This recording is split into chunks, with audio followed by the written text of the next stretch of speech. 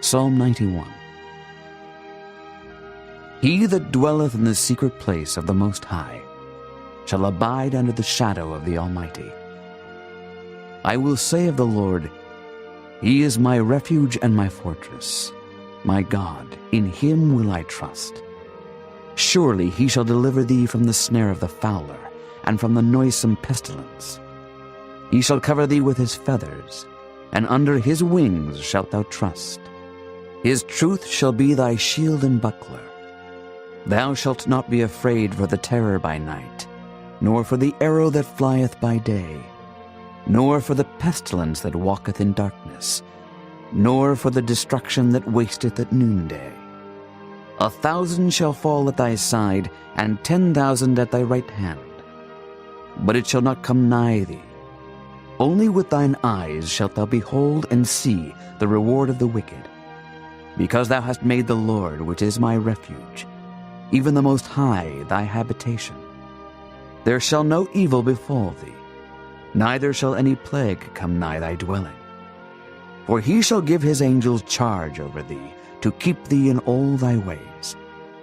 They shall bear thee up in their hands, lest thou dash thy foot against a stone.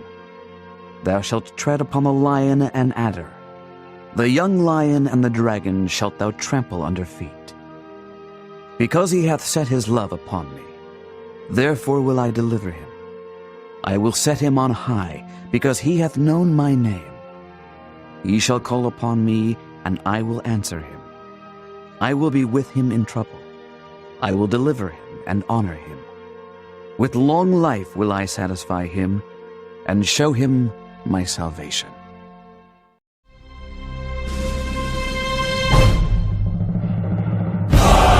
Mag-ibig, telas ng sinakanan, alam ng puso, sa dikit mo'y buhay. Lupang hinirang, kuya ka ng magiting, sa manlulupin, di ka pasisigil, sa nagagang tutok sa simoy at sa langit mong pangaw, ay hinatang tulad, awit sa paglayang minamahal, ang isang ng matawad mo'y tagumpay na naghihingi, ang bituin at araw niya kailan pa may di magdidinig. Luman ang araw ng walhagit pagsinta, buhay langit sa piling mo. Ang inigaya ng pagkay mga amin, ang mamatay ng dahil sa'yo.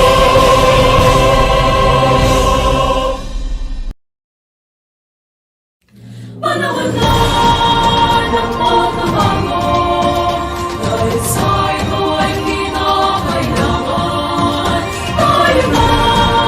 dahil sa ito ay kinakailangan. Tayo na magtulong-tulong, na maunlarin ang mahal ng himala. Panahon na ng pagbabago, dahil sa ito ay kinakailangan. Tayo na magtulong-tulong, na paunlarin ang mahal nating bayan.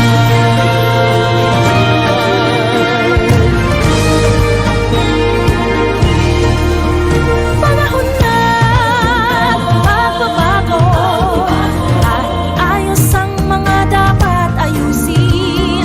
Dapat lang maging tungkulin ng bawat mamamayan dito sa atin. Ng pagbabago patungo sa pag-asenso, magsikap ng mabuti at nang guminhawa tayo. Malaki natin sa mundo at ipamalas ang bagong Pilipino at bagong Pilipinas. Panahon na ng pagbabago, ang hinihintay natin ang sarili natin, at nawalan ng ugali, dahil sa'y kasabi ng natin. Panahon na magbabago, at muna sa kanan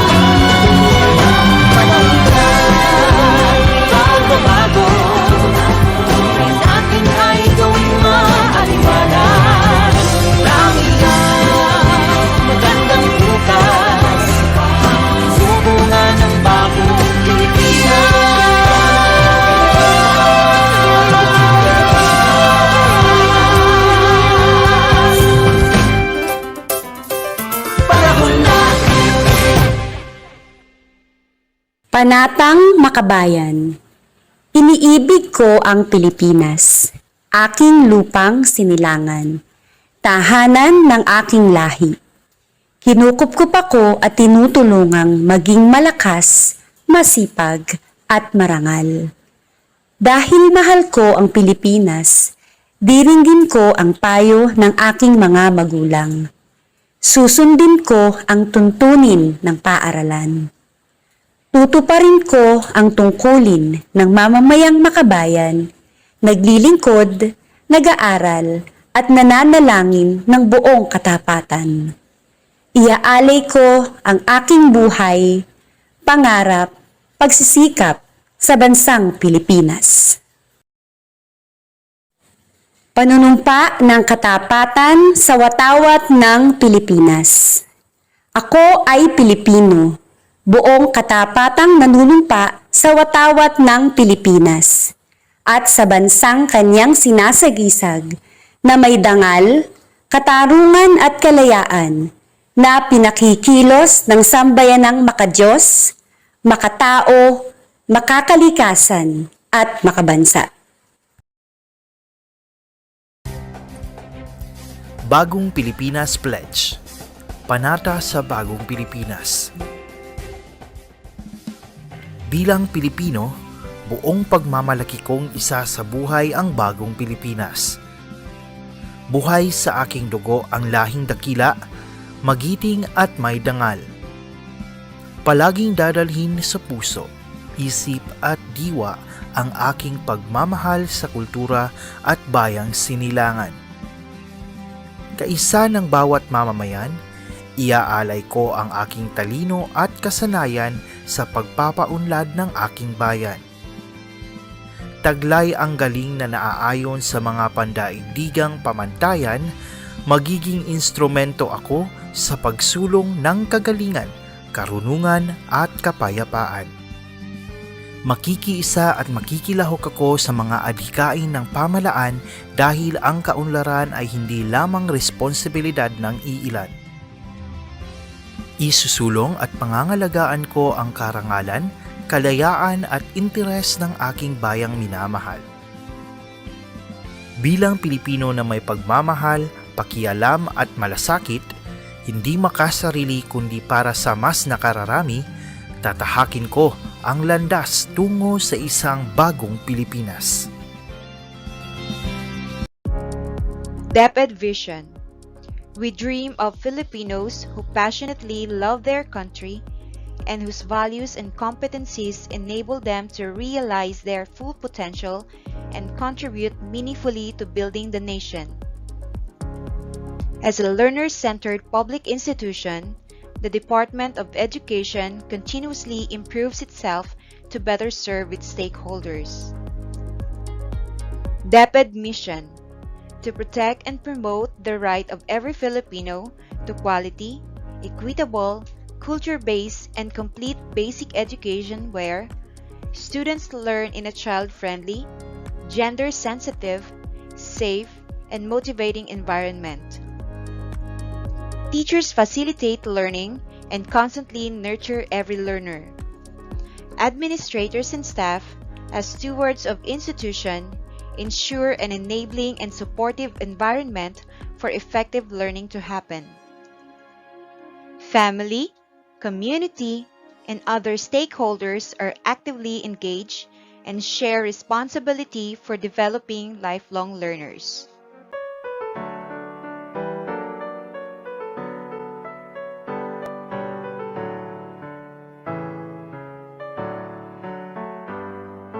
Hinubog mo kami mula sa kawalan, binigyan mo ng buhay at karangalan. Dati ay sinakop ka ng iba't ibang dayuhan, ngunit sa taglay mong lakas, hindi patatalo kanino man.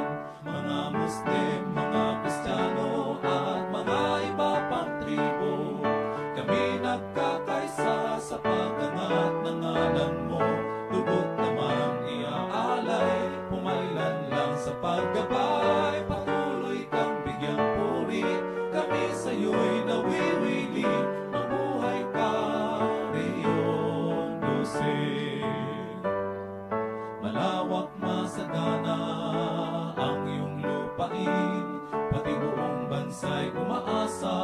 sa iyong mahahain. Sa pagsikat ng araw, kay ganda ng iyong tanawin, pinagpala ng may kapal, mabuhay ka, Sok Sargent. Ako, ikaw, tayo, tungo sa kaunlaran, talino at lakas, ihahandog sa bayan. Mga Muslim, mga Kristiyano, at mga iba pang tribo, kami nagkakaisa sa pag-angat ng ngalan mo. Dugot naman iaalay, pumailan lang sa paggabay, patuloy kang bigyang puri, kami sa'yo'y nawiwili, mabuhay ka. Orelian Joseph.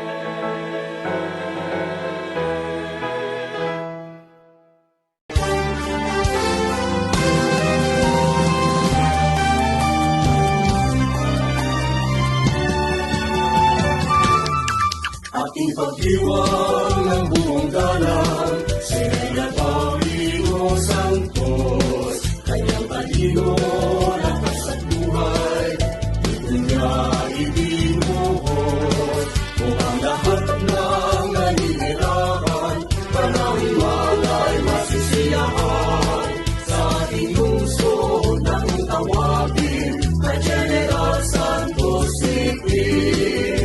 Magaliw tayo sa liwasan ay magsaya, maraming tao mula pala sa umaga sa Botany. Pangabulutan nakikita sa taas, kaya matutulang siya ng umulat dito sa Timog Cotabato.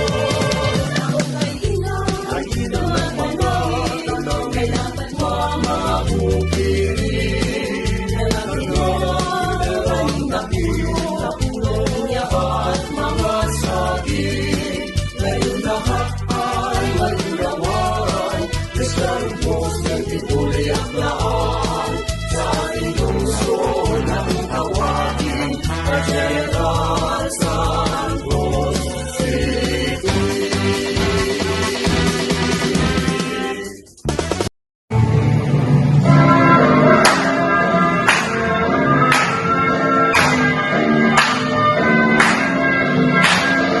Western part of the sea, a beautiful scenery. There's a place where knowledge is hidden free. Personal as a child friendly. Pictures in there for you and me. It's so very easy. I'm so proud to be in this society. It's the best for you and me. This society, we're so proud of you. Your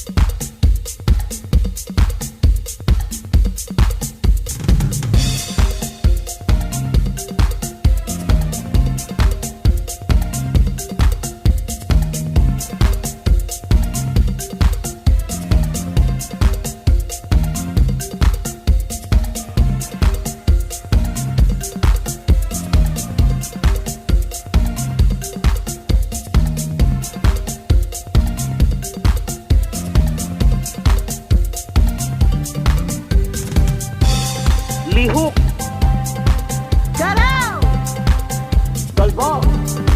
Kiwa! Gunay! Bublak!